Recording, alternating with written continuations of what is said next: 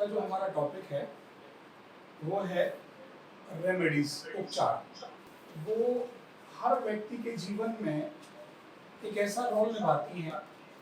हर व्यक्ति को ये कहीं ना कहीं हर एस्ट्रोलॉजर से पूछने जाना होता है कि मान लीजिए कोई ना कोई चीज़ आपकी खराब है, कोई दशा खराब चल रही है, तो उसको क्या रेमेडीज करनी चाहिए। हिंदुस्तान के अंदर एस्ट्रोलॉजी में वर्षों पुराना इतिहास है। जो रेमेडीज बताई जाती हैं, कुछ रेमेडीज होती हैं ग्रहों पर आधारित, कुछ होती हैं भावों पर आधारित। हमेशा पूरी एस्ट्रोलॉजी का जब आप निचोड़ निकालेंगे तो फाइनली ये पाएंगे कोई ना कोई रेमेडीज किसी ग्रह से कनेक्ट होती है या वो किसी भाव से कनेक्ट होती है। इन दो चीजों से वो कनेक्ट होगी, परंतु इन दोनों के साथ साथ वो कनेक्ट होने के साथ साथ क्या क्वेश्चन मार्क ये रहता है कि क्या आप जो रेमेडीज दे रहे हैं क्या खुद संतुष्ट हैं उससे, क्या आपने कभी वो अपने ऊपर अप्लाई करी और आपने कभी उससे रिजल्ट लिया। क्वेश्चन यहाँ जन्म लेता है। तो रेमेडीज उपाय विचार कोई बड़ी बात नहीं है, आप खुद भी 50 उपाय पढ़ते रहते हैं। ये हिंदुस्तान है, यहाँ हजारों तरह लाखों तरह के उपाय होते हैं, कुछ न्यूमरोलॉजिकल, कुछ यंत्रों के द्वारा, कुछ तंत्रों के द्वारा, कुछ स्टोन के द्वारा, कुछ धातुओं के द्वारा, हर चीज में रेमेडीज है। परंतु जब तक आपको इसका प्रॉपर सीक्वेंस नहीं पता होगा तो खुद भी आप कभी भी सेटिस्फाई नहीं होंगे कि मैं जो बता रहा हूं और ये गलत है तो इसके बाद क्या होगा। तो आज का जो हमारा टॉपिक है वो इतना वास्ट टॉपिक है, बड़ा है और है भी बहुत मतलब गागर में सागर वाली बात मैं बताने वाला हूँ। रीजन क्योंकि इतने बड़े टॉपिक को समझने के लिए आपको केवल ये पता होना चाहिए ग्रह और भाव, जो हम शुरू में ही बेसिक सिद्धांतों पर आधारित कर देते हैं कि ग्रह टोटल 9 प्लैनेट्स हैं, 12 भाव हैं, किस भाव से क्या चीज देखी जाती है और कौन सा ग्रह किस चीज का कारक है। केवल आपको इतनी नॉलेज होनी चाहिए। अब इस नॉलेज के बाद जितना अभी तक आपने पढ़ा है भारतीय ज्योतिष का मतलब हो गया कि आपने किसी बंदे की लगन को आपने निकाल लिया होता है और आपके सामने एक लगन कुंडली प्रेजेंट कर दी जाती है जिसे हम लगन चार्ट बोलते हैं।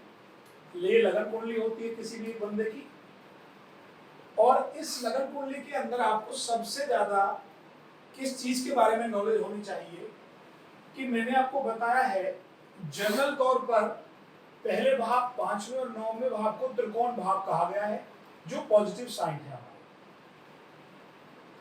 ठीक, अब यहां आपको इस चीज के बारे में पता होना चाहिए कि कुंडली के अंदर जो कष्ट देने वाला भाव होता है जिसे हम दुर्घटना भाव भी कहते हैं, सबसे मोस्ट प्रॉब्लम देने वाला भाव है 8th हाउस। जीवन में आपको जो भी हर्डल्स मिलेंगे, कठिनाइयां आएंगी, जो ग्रह 8वें भाव को कनेक्ट करता होगा उस ग्रह के माध्यम से 8वें भाव के हर्डल्स आएंगे। ठीक, तो यहां आपके दिमाग में होना चाहिए 8वां भाव है मोस्ट प्रॉब्लम एरियाज। क्या क्या देता है ये? दुर्घटना देता है, हर प्रकार के कष्ट जीवन में जितने भी हैं हमारे, रुकावटें, किसी काम का ना बनना, 8th हाउस। दूसरा प्रायोरिटी वाइज में लिख रहा हूं, दूसरा मेरा 12th का 12वां जो भाव है वो मुझे प्रॉब्लम देता है। वो क्या प्रॉब्लम देता है? यहां से वो आपको खर्चा बढ़ाएगा,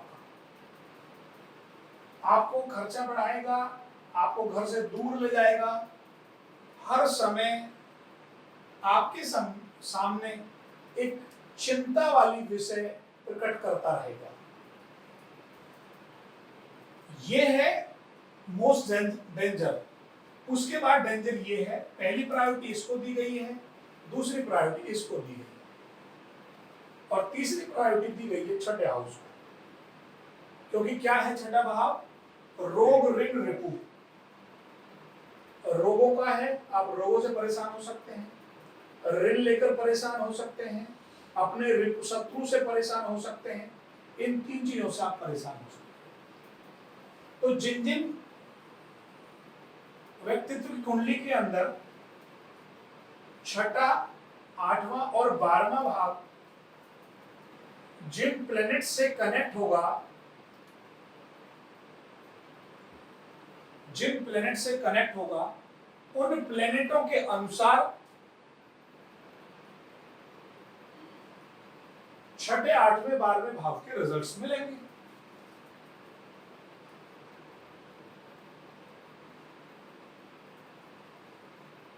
अब क्वेश्चन यहीं से स्टार्ट होता है कि लगन कुंडली के अंदर हमें रेमेडीज कैसे करनी चाहिए, कौन सी रेमेडीज हमें करनी चाहिए जिससे हमें क्विक रिजल्ट मिलने लगे और हम सही डायरेक्शन में एक डॉक्टरी की तरह काम करें कि बंदे को कोई प्रॉब्लम है तो क्या कराना चाहिए।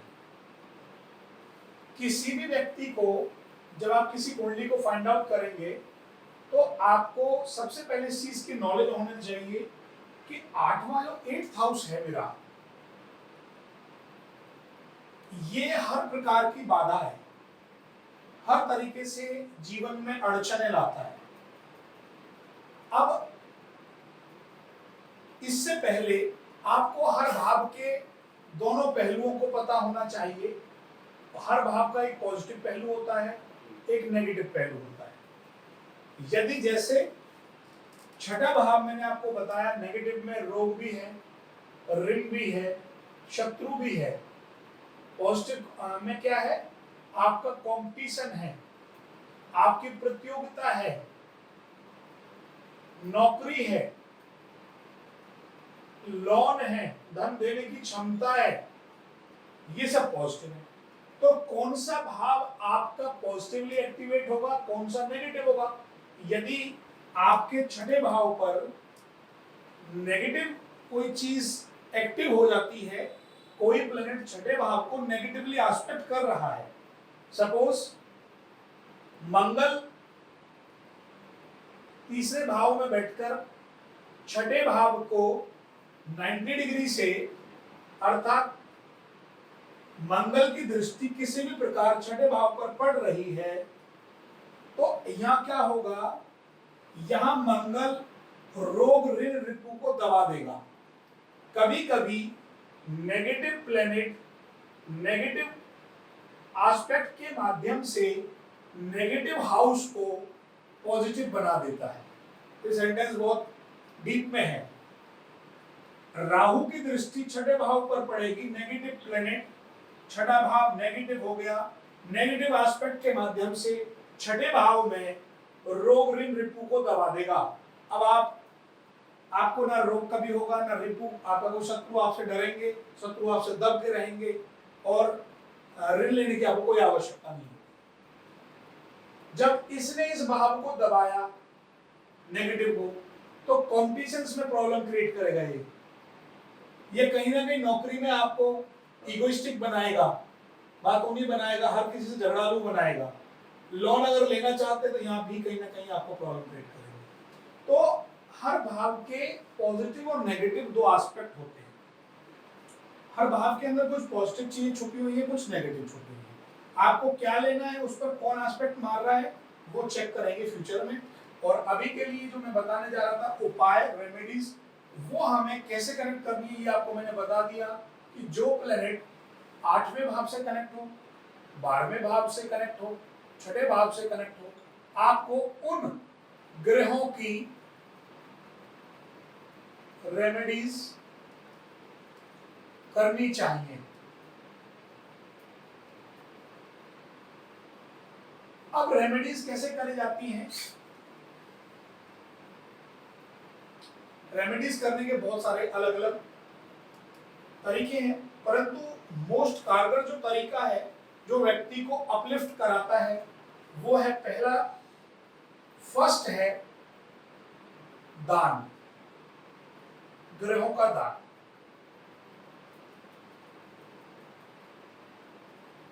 ग्रहों का दान। आप अपने जीवन में किसी भी प्रकार से किसी भी चीज का दान करते हैं तो वो प्लेनेट अपनी चीजों को पॉजिटिवली बढ़ाना शुरू कर देता है, बशर्ते चाहे वो 8वें भाव को ही क्यों ना सपोर्ट कर रहा हो। और हमें दान किसका करना है? क्योंकि हमें मान लीजिए मंगल कनेक्ट है मेरा 8th हाउस से, मुझे 8वां भाव मुझे मंगल का कारक हो गया, दुर्घटना, रोग, एक्सीडेंट्स, कोर्ट कचहरी, लड़ाई झगड़े, ये सब मंगल के कारक हो। और हमारा मंगल कनेक्ट है 8th हाउस से। अगर अर्थात ऐसी भाषा में बोल सकते हैं कि मंगल 8वें भाव का सिग्निफिकेटर है, उसको शो करता है, तो आपने जो दान करना है वो मंगल का करना है। अब ये एग्जांपल में ये बात अच्छे से लेंगे।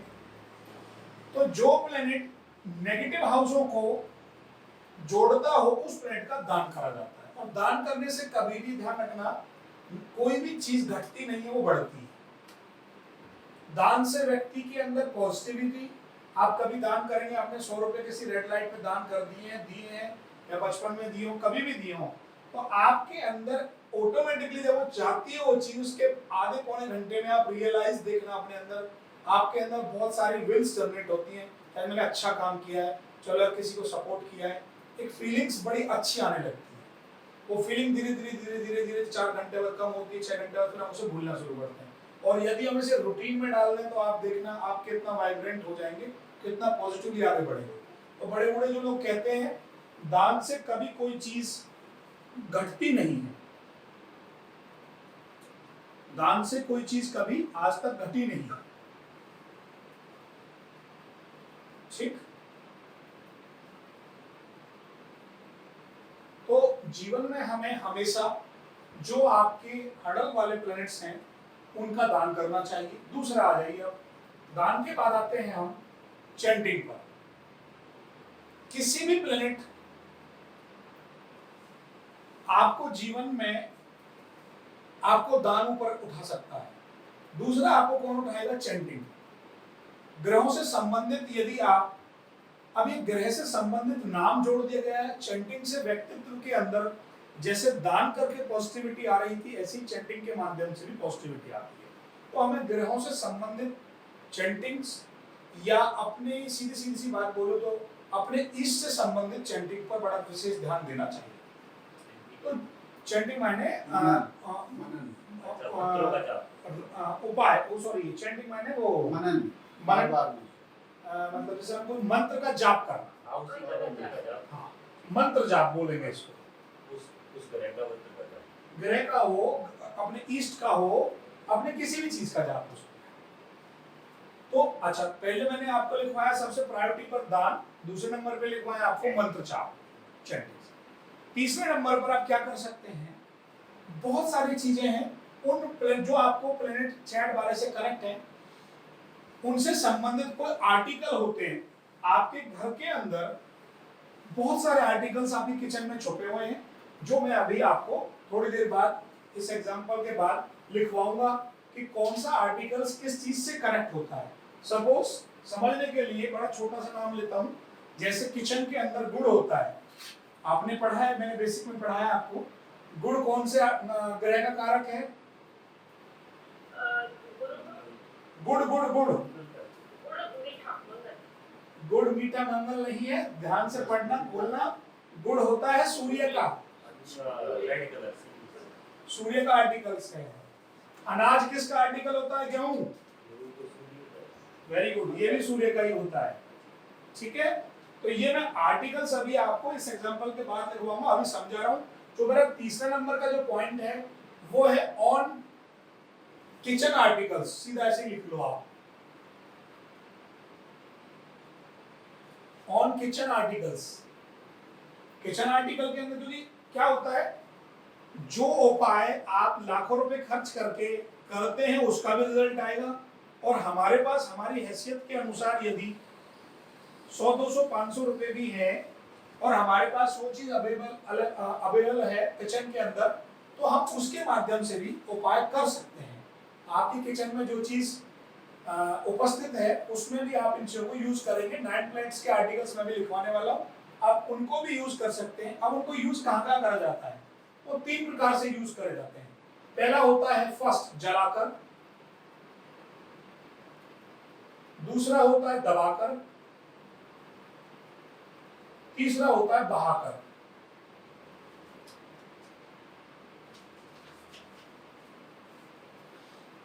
जल प्रवाह, जल में प्रभाव, जमीन के अंदर दबाना और जलाना, ये 3 प्रकार के आर्टिकल्स होते हैं। अब उसके बाद आते हैं रेमेडीज, और भी बहुत सारी तरीके से करी जाती हैं। किसी चीज को जागृति देकर, अर्थात पॉजिटिविटी देकर, चौथा जो नंबर का पॉइंट है वो है पॉजिटिविटी एक्सचेंज कर और देकर। पॉजिटिविटी आजकल लोगों के अंदर ऑरा के अकॉर्डिंग से दी जा सकती है। आप एक दूसरे को ऑरा के माध्यम से पॉजिटिविटी दे सकते हो, जेमस्टोन के माध्यम से पॉजिटिविटी दे सकते हो, कलर थेरेपी के माध्यम से आप पॉजिटिविटी दे सकते हो, और वास्तु आर्टिकल्स, वास्तु के जो बहुत सारे प्रोडक्ट होते हैं जिनको लाइक सिंबल के रूप में यूज किया था, जैसे बाज हो गया वो एकाग्रता का कारक होता है, डियर हो गया वो फुर्ती का कारक होता है, हिरन, डियर हिरन हो गया, खरगोश रैबिट हो गए, वो भी आपके फास्ट मूविंग चंद्रमा के लिए होते हैं कि बंदा कितना एक्टिवली काम कर रहा है नहीं कर रहा है।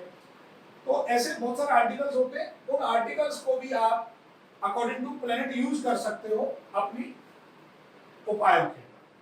अब हम आते हैं इनको कैसे यूज करना है, इन उपायों को कैसे यूज करना है। सबसे, क्योंकि ये सारी चीजें तो आपको भी पता है, जितनी बात मैंने अब तक बताई है ऑलमोस्ट, से कहीं ना कहीं से सब चीज लोग इनको कनेक्ट कर ही लेते हैं, ये तो बड़ी बात नहीं है। अब बड़ी बात जो बताने जा रहा हूं वो नोट कर लीजिए। उपाय किस चीज का करें और कब करें और कैसे करें। अब यहां से हमारा मेन चैप्टर स्टार्ट होता है कि उपाय कौन से ग्रह का करें, क्या करें। लिखिए, सबसे पहले समझिए, इसको लिखिए, मत समझ लीजिए, क्योंकि अब इसको समझने वाला टॉपिक है ये, थोड़ा सा समझते ही आपको क्लियर हो जाएगा कि क्या करना है। हर बंदे की कुंडली में, चाहे उसके पास जन्म कुंडली है और नहीं है तो प्रश्न कुंडली है, कहीं ना कहीं एक दशा हमेशा रन करेगी, जिसे महादशा और अंतरदशा बोला जाएगा। ठीक है, महादशा और अंतरदशा। जो महादशा होती है वो बहुत लंबे समय के लिए होती है, लॉन्ग टाइम। अगर आपको ये देखना है कि बंदा बहुत लंबे समय से परेशान है तो महादशा को देखेंगे जाके। आपको देखना है कि हमें बंदे को अभी क्विकली रिजल्ट देना है, 2 4 5 महीने 6 महीने में उसके अच्छे गुजर जाए, साल भर उसका अच्छा गुजर जाए, तो हमें भुक्ति पे काम करना है। ठीक, तो आप जिसको सिलेक्ट करना चाहें उस पर काम कर सकते हैं, रूल सबके लिए सेम रहे। तो सबसे पहले सिलेक्ट 1 स्टेप में क्या आया, सिलेक्ट दशा भुक्ति। जो भी करंट दशा आपकी चल रही है उसको आपने सिलेक्ट कर ली।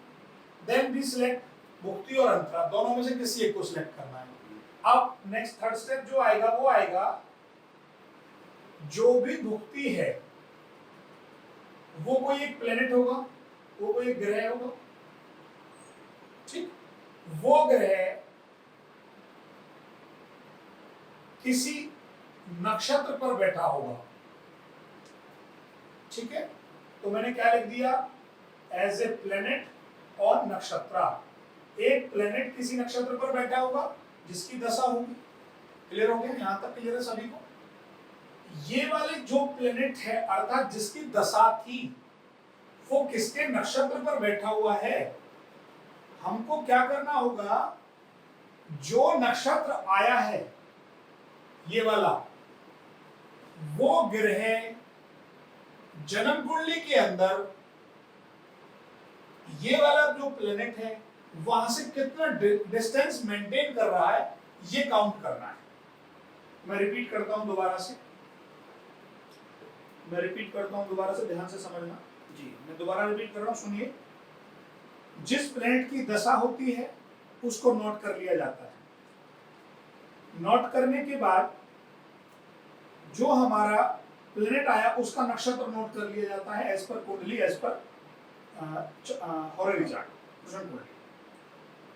अब जो हमारा नक्षत्र आया है, ये वाला जो नक्षत्र आया है, ये नक्षत्र आपकी जन्म कुंडली में कहां बैठा है ये देखना है। ये वाला नक्षत्र स्वामी कहां बैठा है? हाँ, नक्षत्र स्वामी, यस। हमेशा नक्षत्र का मतलब नक्षत्र स्वामी, 9 प्लेनेट पे आना। ये नक्षत्र स्वामी आपके जन्म कुंडली में कहां बैठा है, कहीं भी एक जगह बैठा होगा, वहां से आपका दशा स्वामी प्लेनेट कितनी दूरी पर बैठा हुआ वो काउंट करना है। यदि उन दोनों के बीच में काउंटिंग क्या आ जाए, 3 आ जाए, 6 आ जाए, 11 आ जाए,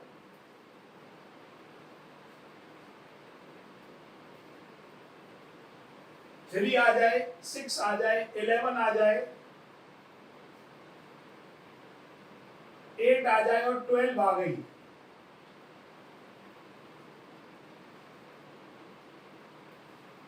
तीन, 6, 8, 12 और 11 यदि आती है तो आपको रेमेडीज करनी होगी। तो आपको रेमेडीज करनी होगी। यदि और कोई काउंटिंग आती है,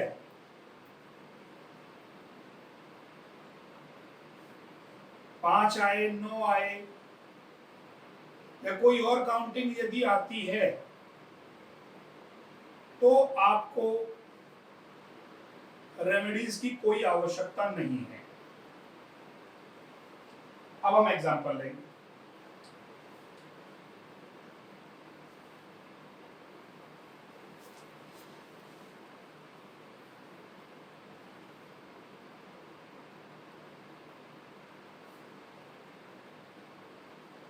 जी देखिए,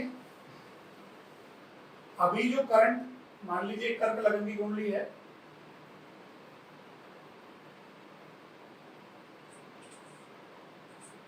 कर्क लग्न की कुंडली, अभी मान लीजिए वीनस की महादशा है और सूर्य की अंतर्दशा है, ठीक है। तो आपने सबसे पहले डीबी सेलेक्ट करा कि किसकी चल रही है। हमने देखा व्यक्ति को ज्यादा परेशानी है, कोई परेशानी है, तो सबसे पहले क्या करना होगा, आपने अंतर्दशा को सिलेक्ट किया, सन, ठीक है। अब ये देखना है ये सूर्य है, आपकी कुंडली के अंदर किस नक्षत्र पर बैठा है, किस स्टार नोड पर बैठा है। सपोज वो बैठा है जुपिटर पर। अब आपकी कुंडली में सूर्य तीसरे भाव में है और जुपिटर बैठा है 11वें भाव में। तो कहां से काउंट करना है, जुपिटर से सन कितने घर हाउस आगे बैठा है। यदि उनकी काउंटिंग 3, 6, 8, 12 और 11 आती है तो आपको रेमेडीज करनी पड़ेगी। अब यहां से देखिए जुपिटर से सन कहां बैठा है, 1, 2, 3, 4, 5, 5 बैठा हुआ है, 5 घर आगे। तो क्या हमें रेमेडीज की कोई आवश्यकता है, नो नीड, कोई जरूरत नहीं है। और यदि ये जुपिटर यहां से यहां बैठा होता तो 1, 2, 3, 4, 5, 6 कहां आता है आपके नेगेटिव्स में, तो आपको क्या है, रेमेडीज की आवश्यकता पड़ेगी, आपको करनी चाहिए, ठीक है। अब हमें सर यहां एक चीज और देखनी है, ये तो हो गया पूरा एक स्टेप कि आपको कौन से प्लेनेट की रेमेडीज करनी है। अभी आपको सूर्य की रेमेडीज करनी है। बेशक रिजल्ट कौन दे रहा था उसका, जुपिटर। वो जुपिटर से, क्योंकि हमेशा जब आप आगे बढ़ोगे शास्त्र में तो किसी भी ग्रह का, किसी भी प्लेनेट का रिजल्ट कौन देता है, नक्षत्र देता है। तो नक्षत्र अपने ग्रह से कितना डिस्टेंस मेंटेन करता है ये मैटर करता है। यदि वो उसके आंकड़ों में फिक्स नहीं आया है, इन आंकड़ों में फंस जाए तो रेमेडीज की जरूरत है, वरना कोई जरूरत नहीं। यहां तक सबको क्लियर हो गया पहला पॉइंट। अब आते हैं पॉइंट नंबर 2 के ऊपर, जो पहले पढ़ा चुका हूं, बता चुका हूं। ये यहां तक क्लियर है सभी को। अब बात आती है हमारी, क्या निकल के आती है दूसरी बात, कि जिस प्लेनेट की आपको डीवीए चल रही थी, जिस प्लेनेट की डीवीए चल रही थी, किसकी चल रही थी, सूर्य में वीनस की, ठीक है। और ये वीनस ये वीनस किसी भी प्रकार से, ये पॉइंट नंबर 2 लिख लेना, ये पॉइंट नंबर 2 है, ये वीनस किसी भी प्रकार से 6, 8, 12 और ब्रैकेट में लिखना मेजरली, मोस्टली, यदि 8वें भाव से कनेक्शन बनाता है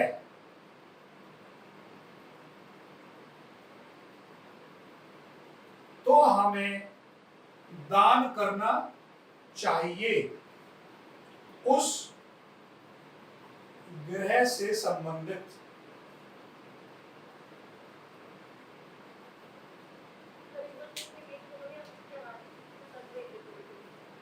ये पॉइंट नंबर 2 लिखवा रहा हूं, लिखिए, जिस ग्रह की दशा आपने सिलेक्ट की है, जो भी डीबीए है और जो ग्रह आपने सिलेक्ट किया है, उस ग्रह का संबंध किसी भी प्रकार से 6, 8वें, 12वें भाव से बन जाए, और अधिकांश यदि 8वें भाव से कनेक्शन बन गया है दृष्टि के माध्यम से, सिग्निफिकेटरों के माध्यम से, सिग्निफिकेटर में बता दूंगा अभी कैसे, उस ग्रह 8वें भाव में कोई ग्रह बैठा हो जिसकी डीबीए चल रही हो, उसकी दृष्टि हो, किसी भी प्रकार से संबंध बन जाए, तो आपको दान करना चाहिए, हमेशा दान करना चाहिए। तो क्या लिखा है पॉइंट नंबर 2 में शास्त्र में, कि आपको जीवन में हमेशा देखना बड़े ध्यान से, वो ही प्लेनेट बार बार परेशान करेगा जिसका संबंध 6 और 8वें, 12वें भाव से होगा। तो सीधा सा फॉर्मूला मिल गया, आप केवल ये देख लो 8वें और 12वें भाव से जो प्लेनेट कनेक्ट है उसकी तो दशा नहीं चल रही है, यदि चल रही है तो सीधा क्या कराओ, दान कराओ या जाप कराओ या जप करो खुद। ये आपको क्विक फॉर्मूला मिल गया। तो जो पॉइंट नंबर 2 है, ये पॉइंट नंबर 1 था शास्त्र में, आप इसे 1 भी लिख सकते हो, उसको इसके बाद लिख सकते हो जो पहले करा दिया, क्योंकि पहले हमने यही देखना है हमेशा कि कौन सा प्लेनेट का संबंध 8-12 से हो रहा है। यदि उसकी दशा चल रही है तो आगे बढ़ने की जरूरत नहीं है, फटाफट दान कराओ, जाप कराओ। दूसरा पॉइंट क्या था कि जो भी प्लेनेट की दशा सिलेक्ट करी है उसका नक्षत्र यदि उससे जितनी दूरी मेंटेन कर रहा है, और यदि वो नेगेटिव दूरी पर आ रहा है तो भी आपको रेमेडीज की जरूरत है, एज पर, चाहे दान हो, जाप हो, चाहे उसका कलर थेरेपी कराएं, स्टोन थेरेपी कराएं, जो भी कराएं। ठीक, अब आता है पॉइंट नंबर 3। ये 3 ही पॉइंट हैं भारतीय ज्योतिष में, और ये भी वो पॉइंट हैं जो भारतीय ज्योतिष में कहीं लिखे नहीं है, क्योंकि इनकी भी तिगड़मबाजी और जुगाड़बाजी हमने प्रैक्टिकल अपने जीवन में देखी कि वास्तव में ये रेमेडीज किसकी करनी चाहिए और किसकी नहीं करनी चाहिए।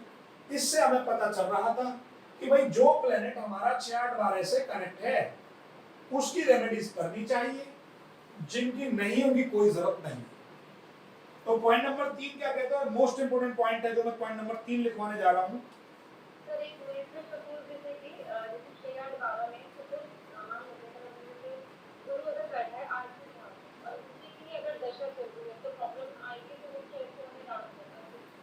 यस, हमें गुरु से संबंधित प्रॉब्लम आएगी। यस, हाँ, तो उससे रिलेटेड, गुरु से रिलेटेड जो भी चीजें हैं उनका हमें दान करना है अगर गुरु की दशा चल रही है तो। हाँ जी बिल्कुल, या वो जो गुरु जिसकी दशा चल रही है गुरु की, वो किसके नक्षत्र पर बैठा है, उस नक्षत्र से गुरु का डिस्टेंस यदि नेगेटिव आ रहा है तो भी हमें आवश्यकता है।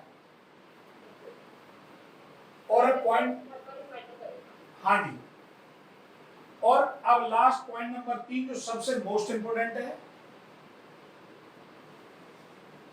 जो भी डीवीए चल रही थी, जो भी डीवीए चल रही थी, जो प्लेनेट आपने सिलेक्ट किया, एट द रेट, जो ये प्लेनेट का हो गया मतलब भुक्ति, एट द रेट का मतलब हो गया किसके ट्रांजिट पर है, ये भुक्ति जब से चली है किसके ट्रांजिट आरएल में है, किसके राशि लॉर्ड में है, वो प्लेनेट कस्प पोजीशन अर्थात 1 से 12 भावों की जो पोजीशन होती है उस वाले चार्ट के अंदर को रूलिंग में, ये लिख लेना, भी आपको समझ नहीं आएगा, लिख लो आप इसको सेंटेंस को, क्योंकि सेंटेंस आउटर सिलेबस है आपके अकॉर्डिंगली। अभी जिस प्लेनेट की दशा चल रही है वो प्लेनेट की दशा उस डेट से, जिस ट्रांजिट राशि लॉर्ड जो प्लेनेट बना, उस प्लेनेट को हम देखेंगे कहां पर, 1 से 12 भावों के अंदर कस पोजीशन टेबल होती है कोरूलिंग के अंदर। यदि वो 6ठे, 8वें और 12वें भाव का कोरूलिंग बन गया है तो रेमेडीज की आवश्यकता पड़ेगी।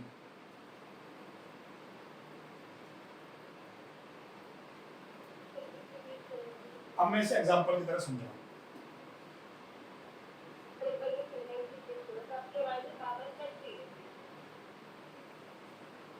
मैं बोलता हूं, दोबारा से लिख लीजिए।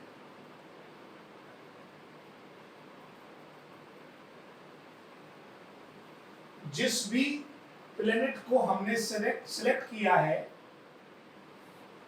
वो ट्रांसी लॉर्ड में बैठा हुआ है। जिस प्लेनेट को हमने सेलेक्ट किया है गोचर में, ट्रांजिट में, वो किस राशि लॉर्ड में बैठा हुआ है, वो राशि लॉर्ड स्वामी कस्प पोजीशन के अंदर 6ठे, 8वें, 12वें भाव का कोरूलिंग यदि बना है तो हमें रेमेडीज की आवश्यकता पड़ेगी। एग्जांपल से समझ में आएगा, सेंटेंस से समझ में नहीं आएगा। ये 3 ऐसे मेथड हैं, यदि आप इन तीनों मेथडों को अप्लाई करना समझ जाएंगे तो बड़े इजीली तरीके से किसी भी व्यक्ति के डेप्थ पर पहुंच जाएंगे कि वास्तव में इसको इंजेक्शन ये लगाना है।